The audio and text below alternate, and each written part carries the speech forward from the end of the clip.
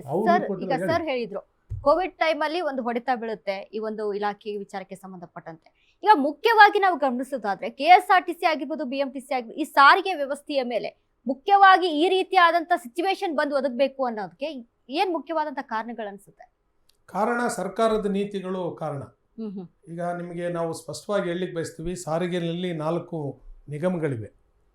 ಈ ನಿಗಮಗಳು ಕಾರ್ಯಾಚರಣೆ ಮಾಡ್ತಕ್ಕಂಥದ್ದು ಈ ನಾಡಿನ ಗ್ರಾಮಗಳಿಗೆ ಬಸ್ಸನ್ನು ಕೊಡಲಿಕ್ಕಿರ್ತಕ್ಕಂಥ ವ್ಯವಸ್ಥೆ.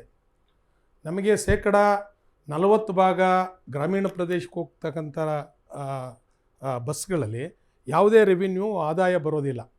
ನಾವೇ ಅದನ್ನು ಭರಿಸ್ಬೇಕು. ಈವನ್ ಕೆಲವೊಮ್ಮೆ ಡ್ರೈವರು ಕಂಡಕ್ಟರ್ ಸಂಬಳಕ್ಕೂ ಕೂಡ ಇತರೆ ಬಸ್ಗಳಲ್ಲಿ ಬಂದಂಥ ಆದಾಯ ಕೊಡಬೇಕಾಗಿದೆ. ಯಾಕೆಂದರೆ ಗ್ರಾಮೀಣ ಪ್ರದೇಶಕ್ಕೆ ಬಸ್ಗಳನ್ನು ವ್ಯವಸ್ಥೆ ಮಾಡ್ತಕ್ಕಂಥದ್ದು ಸರ್ಕಾರದ ಪ್ರಥಮ ಕರ್ತವ್ಯ. ಅದನ್ನು ಮಾಡಿದ್ದಾರೆ.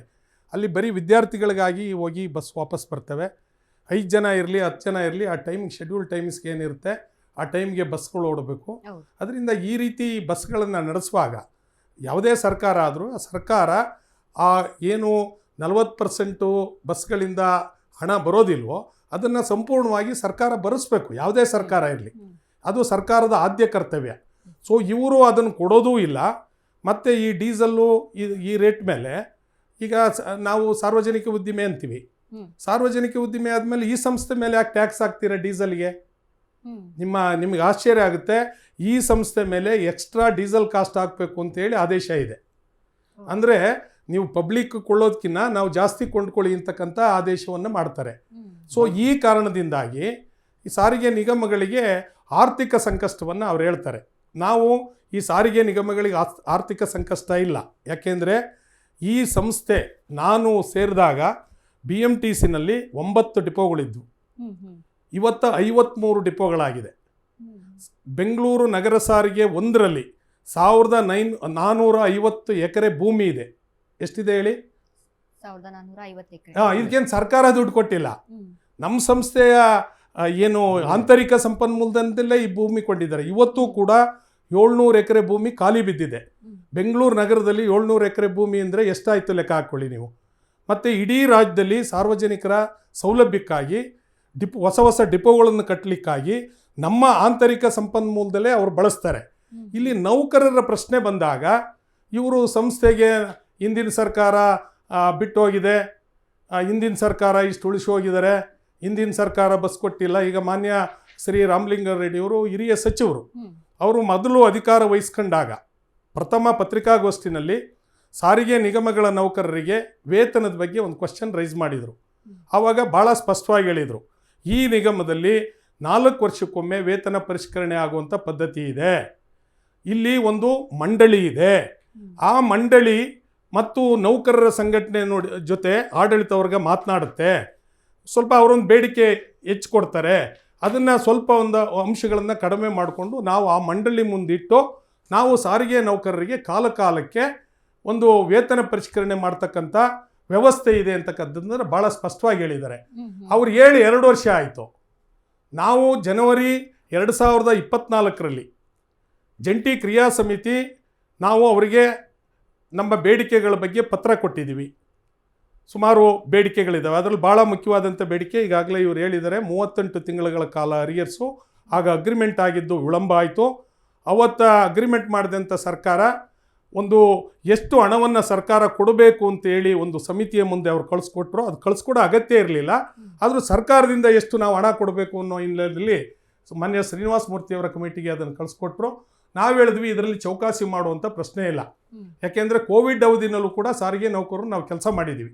ಮತ್ತು ಕೋವಿಡ್ ಭಾಳ ಗಂಭೀರವಾಗಿದ್ದ ಸಮಯದಲ್ಲಿ ನಮಗೆ ವೇತನವನ್ನು ನಮ್ಮ EL ನಮ್ಮ ರಜೆ ಇರುತ್ತಲ್ಲ, EL CML ರಜೆ, ಆ ರಜೆಯನ್ನು ಮುಳ್ಕೊಂಡು ಸಂಬಳ ಕೊಟ್ಟಿದ್ದಾರೆ.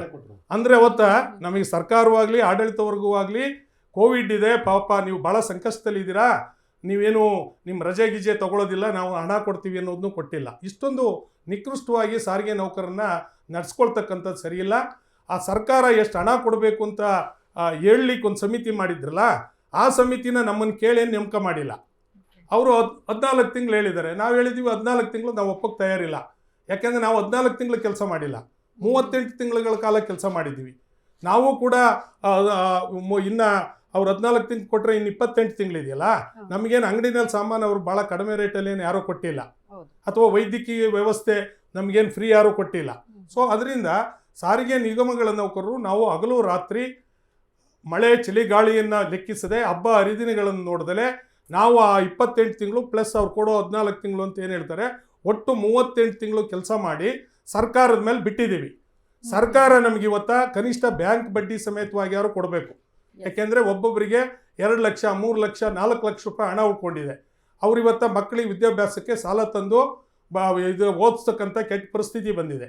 ನಿಮ್ಮ ಗಮನಕ್ಕೆ ಸಾರಿಗೆ ನಿಗಮಗಳ ನೌಕರರಿಗೆ ಇತರೆ ಸರ್ಕಾರಿ ನೌಕರರಿಗೆ ಇರ್ತಕ್ಕಂಥದ್ದಕ್ಕೆ ನೀವು ಹೋಲಿಸಿದ್ರೆ, ಉದಾಹರಣೆ ಸರ್ಕಾರದಲ್ಲಿರ್ತಕ್ಕಂಥ ಚಾಲಕರು ಇರ್ತಾರೆ, ಯಾವ 4 ವೀಲರ್ಸಲ್ಲಿ ಮಂತ್ರಿಗಳಿಗೆ ಮಹೋದಯರಿಗೆ ಇವರಿಗೆಲ್ಲ ಇತರೆ ಸಿಬ್ಬಂದಿಗಳಿಗೆ ಅಥವಾ ಇತರೆ ಬಸ್ಗಳು ಅಥವಾ ಇತರೆ ವ್ಯವಸ್ಥೆ ಇದೆ. ಆ ಡ್ರೈವರ್ಗೂ ನಮಗೂ ಹೋಲಿಸ್ಕೊಂಡ್ರೆ 45% 50% ವೇತನ ಕಡಿಮೆ ಇದೆ. ನೀವು ಹೇಳಿ ಕೆಲಸ ಅವ್ರಿಗೆ ಜಾಸ್ತಿನೋ ಸಾರಿಗೆ ನಿಗಮಗಳ ನೌಕರರಿಗೆ ಜಾಸ್ತಿನೋ? ಇಲ್ಲಿ ಇವತ್ತು ಹೊರಟ್ರೆ ಬಸ್ಸು 3 ದಿವಸ ಬರೋದಿಲ್ಲ. ಅವರು ಮನೆ ಮಠ ಎಲ್ಲವನ್ನೂ ಬಿಟ್ಟು ಹೊರಗಡೆ ತಂಗಿದ್ದು ಅಲ್ಲಿಂದ ಬರ್ತಾರೆ. ಜೀವ ಕೂಡ ನಿಮಗೆ ಗೊತ್ತಿದೆ, ಎಷ್ಟು ನಾನು ಕರೆಕ್ಟ್ ಆಗಿದ್ರು ಕೂಡ ಇತರರು ಕರೆಕ್ಟ್ ಆಗಿರಲ್ಲ. ಇಂಥದ್ರಲ್ಲಿ ಜೀವ ಒತ್ತೆ ಇಟ್ಟು ಕೆಲಸ ಮಾಡ್ತಾರೆ. ಹಗಲು ರಾತ್ರಿ ವೇಳೆನಲ್ಲಿ ಹೋಗ್ತಕ್ಕಂಥ ಎಲ್ಲ ಬಸ್ಗಳು ಜನ ಆನಂದವಾಗಿ ನಿದ್ದೆ ಮಾಡ್ತಿರ್ತಾರೆ. ಡ್ರೈವರು ಕಂಡಕ್ಟರ್ ಹೆಚ್ಚುವಾಗಿ ಕೆಲಸ ಮಾಡಬೇಕು, ಘಾಟ್ಗಳಲ್ಲಿ ಕೆಲಸ ಮಾಡಬೇಕು. ಇಂಥ ರೋಡ್ಗಳ ಅವ್ಯವಸ್ಥೆ ಇದ್ರೂ ಕೂಡ ಅವನು ಅತ್ಯಂತ ಎಚ್ಚರಿಕೆಯಿಂದ ಕೆಲಸ ಮಾಡಿ ಈ ರಾಜ್ಯದ ಜನತೆಗೆ 26,000 ಬಸ್ಗಳ ಮೂಲಕ 1,15,000 ಜನ ಸೇವೆ ಸಲ್ಲಿಸ್ತಾ ಇದ್ದಾರೆ. ಅಂದರೆ ಆ ನೌಕರರನ್ನ ಯಾವ ರೀತಿ ನಡೆಸ್ಕೋಬೇಕು ಸರ್ಕಾರಗಳು? ಇವತ್ತ ಅಂಥ ಒಂದು ಇದರಲ್ಲಿ ಮಾನ್ಯ ರಾಮಲಿಂಗಾರೆಡ್ಡಿಯವರು ನಾವು ಪದೇ ಅವರನ್ನ ಮನವೊಲಿಸಲಿಕ್ಕೆ ಪ್ರಯತ್ನ ಮಾಡಿದ್ದೀವಿ. 4 ವರ್ಷಗಳ ಕಾಲದ ವೇತನ ಒಪ್ಪಂದದ ಅವಧಿ ಏನಿದೆ ಅದು 1/1/24ರಿಂದ ನಮಗೆ ಜಾರಿಯಾಗಬೇಕು. 38 ತಿಂಗಳ ಕಾಲ ಅರಿಯರ್ಸನ್ನು ಬಡ್ಡಿ ಸಮೇತ ಕೊಡಬೇಕು ಅಂತಕ್ಕಂಥದ್ದನ್ನು ನಾವು ಒತ್ತಾಯ ಮಾಡ್ತಾ ಇದ್ದೀವಿ. ಈ ಹಿನ್ನೆಲೆಯಲ್ಲಿ ಸಾರಿಗೆ ನಿಗಮಗಳ ನೌಕರರಿಂದ ಅನಾನುಕೂಲ ಆಗ್ತಾ ಇಲ್ಲ. ಯಾವ ಬಸ್ಗಳನ್ನು ಹಳ್ಳಿ ಕಳಿಸ್ತಾರೆ, ಡೀಸೆಲ್ ರೇಟ್ ಜಾಸ್ತಿ ಆಗಿದೆ, ಸ್ಪೇರ್ ಪಾರ್ಟ್ಸ್ ರೇಟ್ಗಳು ಜಾಸ್ತಿ ಆಗಿದೆ, ಚಾಸಿ ರೇಟ್ಗಳು ಜಾಸ್ತಿ ಆಗಿದೆ. ಇವೆಲ್ಲ ಕಾರಣದಿಂದ ಸಾರಿಗೆ ನಿಗಮಗಳಿಗೆ ಆರ್ಥಿಕ ಸಂಕಷ್ಟ ಅಂತೇಳಿ ದುಡಿಯೋ ಜನರಿಗೆ, ಬೆವರು ಸುರಿಸೋ ಜನರಿಗೆ, ಹಗಲು ರಾತ್ರಿ ಕೆಲಸ ಮಾಡೋ ಜನರಿಗೆ ಈ ಸರ್ಕಾರಗಳು ಹೇಳ್ತಾ ಬಂದರೆ ಇದನ್ನು ನಾವು ಕೇಳಬೇಕಾ ಅಂತಕ್ಕಂಥದ್ದು ನಮ್ಮೊಂದಿರ್ತಕ್ಕಂಥ ಪ್ರಶ್ನೆ. ಆದ್ದರಿಂದ ನಾವು ಇವತ್ತು ಭಾಳ ಸ್ಪಷ್ಟವಾಗಿ ಹೇಳ್ತೀವಿ, ನೀವು ಯಾವುದೇ ಸಂದರ್ಭದಲ್ಲಿ ಸಾರಿಗೆ ನಿಗಮಗಳ ನೌಕರರಿಗೆ ಅನ್ಯಾಯ ಮಾಡೋದಾಗಲಿ ಅಥವಾ ಅವರಿಗೆ ಒಂದು ದ್ರೋಹ ಮಾಡೋದಾಗಲಿ ಅಥವಾ ಅವರನ್ನು ಬೇರೆಯವರಿಗೆ ಸಮಾನಾಂತರಿಗೆ, ಈಗ ಉದಾಹರಣೆ ನೋಡಿ, ಅಸಮಾನತೆ ಹೆಚ್ಚಳ ಆಗಬಾರ್ದು. ಸರ್ ಇದೀಗ ಹೇಳಿದ್ರು ಅಂದ್ರೆ ಮಂಜುನಾಥ್ ಸರ್ ಮಾತನಾಡಿದ್ರು, ಸರ್ಕಾರದ ನೀತಿಗಳೇನಿದಾವೋ ಇದು ಏನು ನಮ್ಮ ಸಾರಿಗೆ ಸಿಬ್ಬಂದಿಗಳಿಗೆ ಒಂದು ಹೊಡೆತವನ್ನ ಕೊಡ್ತಾ ಇದೆ ಅಂತ. ಅಂದ್ರೆ ಈ ಸರ್ಕಾರದ ನೀತಿ, ಸರ್ಕಾರ ಯಾವ ರೀತಿಯಾಗಿ ನಿಭಾಯಿಸ್ತಾ ಇದೆ, ಯಾವ ರೀತಿಯಾಗಿ ದುಡಿಸ್ಕೊಳ್ತಾ ಇದೆ ಇವ್ರನ್ನ ಅನ್ನುವಂಥದ್ದನ್ನ ಅವರ ಒಂದು ದುಃಖ, ಅವರ ಒಂದು ಸಂಕಟ ಏನಿತ್ತು ಅದನ್ನ ಹೊರಗೆ ಹಾಕಿದ್ರು. ಅಂದ್ರೆ ಸರ್ಕಾರ ಕೆಲವೊಂದು ನಿರ್ಧಾರಗಳನ್ನ ತೆಗೆದುಕೊಂಡಿದೆ ಅಲ್ವಾ. ಈಗ ಕೆಲವೊಂದಿಷ್ಟು ಗ್ಯಾರಂಟಿಯ ವಿಚಾರಕ್ಕೆ ಇದೆಯಾ ಅಥವಾ ಮತ್ತೇನಾದ್ರು ಬೇರೆ ಒಂದು ಒತ್ತಡವನ್ನ ಹಾಕ್ತಾ ಇದೆಯಾ KSRTC ಮೇಲೆ ಅಥವಾ ಸಾರಿಗೆ ಸಿಬ್ಬಂದಿಯ ಮೇಲೆ ಅಂತ? ನೋಡಿ ಮೇಡಮ್, ಈ ರಾಷ್ಟ್ರದ ಅಭಿವೃದ್ಧಿಯಲ್ಲಿ ಅಭ್ಯುದಯದಲ್ಲಿ ಪ್ರಮುಖ ಪಾತ್ರವಂತ ವಹಿಸುವಂಥದ್ದು ವ್ಯವಸ್ಥೆ, ಸಾರಿಗೆ ವ್ಯವಸ್ಥೆ. ಅದರಲ್ಲೂ ವಿಶೇಷವಾಗಿ ರಸ್ತೆ ಸಾರಿಗೆ ಭಾಳ ಇವತ್ತಿನ ದಿನಗಳಲ್ಲಿ ಭಾಳ ದುಸ್ತರವಾಗಿದೆ. ಇವತ್ತು ನೋಡಿ, ನಮ್ಮ ಸ್ನೇಹಿತರು ಹೇಳಿದಂಥ ಸಂದರ್ಭದಲ್ಲಿ ಭಾಳ ನನಗೂ ಮನಸ್ಸಿಗೆ ನೋವಾಯಿತು. ಯಾಕೆಂತಂದರೆ ಇಡೀ ಕುಟುಂಬವನ್ನು ಅವರು ಮರೆತು 24/7 ತಮ್ಮ ಪ್ರಾಣವನ್ನು ಒತ್ತೆ ಇಟ್ಟು ನಿಜವಾದಂಥ ಸೈನಿಕರ ಥರ ಕೆಲಸ ಮಾಡೋವಂಥವ್ರು ಡ್ರೈವರ್ಸ್ಗಳು. ನಾವು ಇಂಥವ್ರನ್ನ ನಾವು ಅತಿ ಹೆಚ್ಚು ಪ್ರಾಮುಖ್ಯತೆಯನ್ನು ಇಂಥವ್ರಿಗೆ ಕೊಡಬೇಕು, ಯಾರಿಗೆ ಡ್ರೈವರ್ಸಿಗೆ ಕೊಡಬೇಕು. ನಾವೇನು ಮಾಡ್ತಾ ಇದ್ದೀವಿ ಅಂತಂದರೆ, ಈಗ ನೋಡಿ, ನಮ್ಮ ಒಂದು ಬಸ್ಸಲ್ಲಿ 60 ಜನ ಕೂತಿರ್ತೀವಿ, ನಮ್ಮನ್ನು ಸುರಕ್ಷಿತವಾಗಿ ಒಂದು ಕಡೆಯಿಂದ ಇನ್ನೊಂದು ಕಡೆ ಸ್ಥಳಕ್ಕೆ ಕರ್ಕೊಂಬಂದುಬಿಡ್ತಾರೆ. ಯಾರ ಜವಾಬ್ದಾರಿ ಯಾರು ಅವ್ರ ಇರ್ತಾರೆ. ಅಂಥ ಒಬ್ಬ ನೌಕರಗಳಿಗೆ, ಎಸ್ಪೆಷಲಿ KSRTC ಮತ್ತು BMTC ನೌಕರರಿಗೆ ಈ ಥರ ವೇತನ ತಾರತಮ್ಯ ಮಾಡ್ತಾರೆ. ನಿಜಕ್ಕೂ ನಾಚಿಕೆಗೇಡು. ಅದು ಯಾವುದೇ ಸರ್ಕಾರ ಆಗಿರಲಿ, ಅದು ಹಿಂದಿನ BJP ಸರ್ಕಾರ ಆಗಿರ್ಬೋದು, ಕಾಂಗ್ರೆಸ್ ಸರ್ಕಾರ ಆಗಿರ್ಬೋದು, ಅಥವಾ ಮುಂದೆ ಬರೋಂಥ ಯಾವುದೇ ಸರ್ಕಾರ ಅಲ್ಲ, ಇದಕ್ಕೊಂದು ಶಾಶ್ವತವಾದ ಒಂದು ಪರಿಹಾರವನ್ನು ಕಂಡುಹಿಡ್ಕೊಳ್ಬೇಕು ಅಂತೇಳಿ JDS ಒತ್ತಾಯ ಪಡ್ತದೆ. ನೋಡಿ ಮೇಡಮ್, ಈಗ ನಮ್ಮ ಕುಮಾರಣ್ಣನವರು ಮುಖ್ಯಮಂತ್ರಿ ಆದಂಥ ಸಂದರ್ಭದಲ್ಲಿ ಬಹುಶಃ ಒಂದು ಭರವಸೆ ಕೊಟ್ಟರು ಸರ್, ನಿಮಗೆ ನೆನಪಿರಬೇಕು. ಸಮಾನ ವೇತನವನ್ನು KSRTC ನೌಕರರಿಗೆ ನಾವು BMTC ತತ್ತೀವಿ ಅಂತೇಳಿ ಒಂದು ಮಂಡಳಿನ ರಚನೆ ಮಾಡಿ, ಒಂದು ಕಮಿಟಿ ರಚನೆ ಮಾಡಿ ಅಂತೇಳಿ ಹೇಳಿ ಕೊಟ್ಟಿದ್ರು. ಆ ಕಮಿಟಿ ರಚನೆ ಆಯಿತು, ಅದೇನಾಯಿತು ಯಾಕೆ ನಮ್ಮ ಸರ್ಕಾರ ಹೊರಟೋಯ್ತು, ಅದಾಗಿಲ್ಲ. ಅದು ಏನಕ್ಕೆ ಅಂತಂದರೆ, ಈಗ ನೋಡಿ, ಸಮಾನ ವೇತನ ಅಂತಂದ್ರೆ ಇವತ್ತು ಹೇಳಿದ್ದಾರೆ ಕಾಂಗ್ರೆಸ್ ಸರ್ಕಾರ ತನ್ನ ಮ್ಯಾನಿಫೆಸ್ಟೋದಲ್ಲಿ ಹೇಳಿರೋಂಥ ಪ್ರಕಾರವಾಗಿ ಏನಂತ ಹೇಳಿದೆ, ನಾವು ಇವರಿಗೆ ಸಮಾನ ವೇತನವನ್ನು ನಾವು ಕೊಡ್ತೀವಿ ಅಂತೇಳಿ ಇವ್ರು ಹೇಳಿದ್ದಾರೆ. ಯಾರ ಕಾಂಗ್ರೆಸ್ ಪ್ರಣಾಳಿಕೆಯಲ್ಲಿ ಹೇಳಿರೋದು, ನಾವು ಹೇಳಿಲ್ಲ. ಸಮಾನ ವೇತನವನ್ನು KSRTC ನೌಕರರಿಗೆ ಆಯಾ ತಕ್ಕಂಥ ಕಾನೂನು ಮತ್ತು ಏನು ಆ ಸಮಿತಿಯ ಏನು ಅವ್ರು ಹೇಳಿದ್ದಾರೆ ಜಂಟಿ ಕ್ರಿಯಾ ಸಮಿತಿಯ ಒಂದು ಚರ್ಚೆ ಮಾಡಿ ಕೊಡ್ತೀವಿ ಅಂತ ಹೇಳಿರೋದು ಯಾವುದು ಕಾಂಗ್ರೆಸ್ ಸರ್ಕಾರ. ಈಗ ನುಡಿದಂತೆ ನಡೆಯುವ ಸರ್ಕಾರ ಅಂತ ಹೇಳಿ ಸಿದ್ದರಾಮಯ್ಯ ಸರ್ಕಾರ ಹೇಳ್ತಾ ಇದ್ದ, ನೀನು ಮಾಡ್ತಾ ಇದೆಯಾ? ಯಾಕೆ ಇವ್ರನ್ನ ಬೀದಿ ತಂದು ನಿಲ್ಲಿಸ್ತಾ ಇದ್ದೆ? ಇವ್ರೇನು ಭಿಕ್ಷುಕರ ಇವರು, KSRTC ನೌಕರ ಭಿಕ್ಷುಕರ ಇವರು. ಇವರಿಂದ ಇವತ್ತು ನೋಡಿ, ಹಾಲು ಉತ್ಪಾದಕರ ಏನೋ ಮಂಡಳಿ ಇದೆಯಿಂದ KMF ಇರ್ಬೋದು, BWSS ಇರ್ಬೋದು, KB ಇರ್ಬೋದು, 1.5 lakh IAS officer IPS officer ಸಂಬಳ ಕೊಡ್ತಾ ಇದ್ದಾರೆ. ಇವ್ರಿಗೇನು ಬಂದೈತಿ ದರಿದ್ರ ಈ ಕಾಂಗ್ರೆಸ್ ಸರ್ಕಾರಕ್ಕೆ? ಇವತ್ತು 6,988 ಕೋಟಿ ಬಾಕಿ ಪಾಪ ನಿಗಮ ಅವ್ರಿಗೆ ಕೊಡಬೇಕಾಗಿದೆ ನೌಕರರಿಗೆ. 6,988 ಕೋಟಿ ಅವ್ರು ಕೇಳ್ತಾ ಇರೋದು ಕೇವಲ 38 ತಿಂಗಳು ಅರಿಯರ್ಸ್ ಕೊಡಿ ಸ್ವಾಮಿ, ನಾವು ನಮ್ಮ ಕುಟುಂಬಕ್ಕೆ ನಮ್ಮ ಮಕ್ಕಳಿಗೆ ಭದ್ರತೆಯನ್ನು ಒದಗಿಸ್ತೀವಿ ಅಂತೇಳಿ. ಅವ್ರು ಮನುಷ್ಯರಲ್ವ ಅವರು? ಹೀಗೆ ದುಡಿಯುವ ವರ್ಗವನ್ನು ಶೋಷಣೆ ಮಾಡುವಂಥದ್ದು ಕಾಂಗ್ರೆಸ್ ಸರ್ಕಾರ ಮಾಡ್ತಾ ಇದೆ. ಇದನ್ನು ನಾವು JDS ಪಕ್ಷ ಖಂಡತುಂಡವಾಗಿ ಇದನ್ನು ಖಂಡಿಸ್ತೀವಿ ಮೇಡಮ್. ಅವ್ರಿಗೇನು ಸಿಗಬೇಕು ಸೌಲಭ್ಯವನ್ನು ಕೊಡಬೇಕು. ಇವರು ಮುಷ್ಕರಕ್ಕೆ ಆಗೋವರೆಗೂ ಕಾಯೋದು. ಇವರು ಎಂಥ ಸರ್ಕಾರ ಇದು? ಬಂಡ ಸರ್ಕಾರ ಅಲ್ವಾ? ಇವತ್ತು ಇಲ್ಲಿ ಇಷ್ಟೆಲ್ಲ ಸಮಸ್ಯೆಗಳು ನಡೀತಾ ಐತೆ. ಇವರು ಫಾರಿನ್ ಟೂರ್ ಹೋಗ್ಬೇಕು, ಇವರಲ್ಲಿ ಶಾಸಕರುಗಳು ಮಜಾ ಮಾಡಕ್ಕೆ ಹೋಗ್ಬೇಕಾ ಸರ್ಕಾರ ದುಡ್ಡಲ್ಲಿ?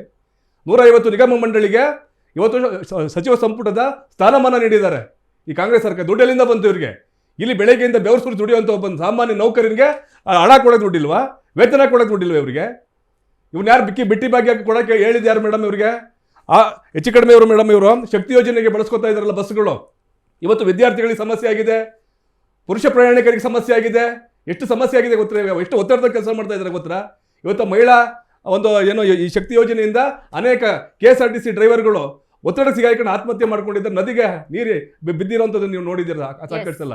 ಇಂಥ ಒತ್ತಡದ ಕೆಲಸ ಮಾಡುವಂಥ ಈ ಸಂದರ್ಭದಲ್ಲಿ ಈ ಸರ್ಕಾರ ದಪ್ಪಚರ್ಮ ಸರ್ಕಾರ ಆಗಿದೆ. ಅಲ್ಲ, ಈ ನೌಕರರ ಹೊಟ್ಟೆ ಮೇಲೆ ಹೊಡೆಯುವಂಥ ಈ ಸರ್ಕಾರವನ್ನ ನಾವು ನಿಜವಾಗ್ಲೂ ಖಂಡಿಸ್ತೀವಿ.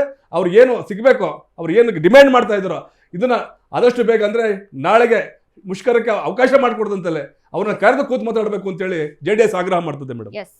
ಸರ್, ಇದೀಗ ಲಾಸ್ಟ್ ಟೈಮ್ ಸಹಿತ ಒಂದು ಪ್ರೊಟೆಸ್ಟ್ ನ ಮಾಡಬೇಕು ಅಂತ ಮುಂದಾದಾಗ ಎಸ್ಮಾ ನಾವು ಬಿಡ್ತೀವಿ, ನೀವೇನಾದ್ರೂ ಪ್ರೊಟೆಸ್ಟ್ಗೆ ಮುಂದೆ ಹೋದ್ರೆ ಎಸ್ಮಾ ಆದೇಶವನ್ನ ನಾವು ಅಲ್ಲಿ ಹೊರಡಿಸಬೇಕಾಗುತ್ತೆ ಅಂತ ಹೇಳ್ತಾರೆ. ಸೊ ಅಂದ್ರೆ ಅಧಿಕಾರಿಗಳು ತಡೆಯುವಂತಹ ಭರದಲ್ಲಿ ಏನ್ ಅಂದ್ರೆ ಒಂದ್ ರೀತಿಯಾಗಿ ಇದನ್ನ ದುರುಪಯೋಗ ಪಡಿಸ್ಕೊಳ್ತಾ ಇದಾರೆ ಅನಿಸ್ತಾ ಇದೆಯಾ ಅಥವಾ ಹೇಗೆ? ಖಂಡಿತ ಮೇಡಮ್, ದುರುಪಯೋಗನ ಅದು. ಯಾವ್ದಕ್ಕೆ ಕಾರಣ ಹೇಳ್ತೀನಿ ನೋಡಿ, ಯಾವ್ದಾದ್ರು ಒಂದು ಕಾನೂನು ಜಾರಿ ಮಾಡ್ಬೇಕಾದ್ರೆ ಒಂದು ನೈತಿಕತೆ ಇರಬೇಕು. ಈಗ ಡಿಲೇ ಆಗೋದಕ್ಕೆ ನೋಡಿ, ಯಾಕೆ ನಾಳೆ 30 ನಾವು ಡಿಮಾಂಡ್ ಇದ್ರೆ ಹಾಲು ಹೇಳಿದ್ರು. ನಾವು ಜನವರಿ 24ರಲ್ಲಿ ನಾವು ಡಿಮ್ಯಾಂಡ್ಸ್ ಕೊಟ್ಟಿದ್ವಿ. ನಾವು ಫೆಬ್ರವರಿ 26 2 ವರ್ಷಗಳ ಡಿಲೇ ಆಗೋದಕ್ಕೆ ಕಾರಣರು ನಾವಂತೂ ಅಲ್ಲ.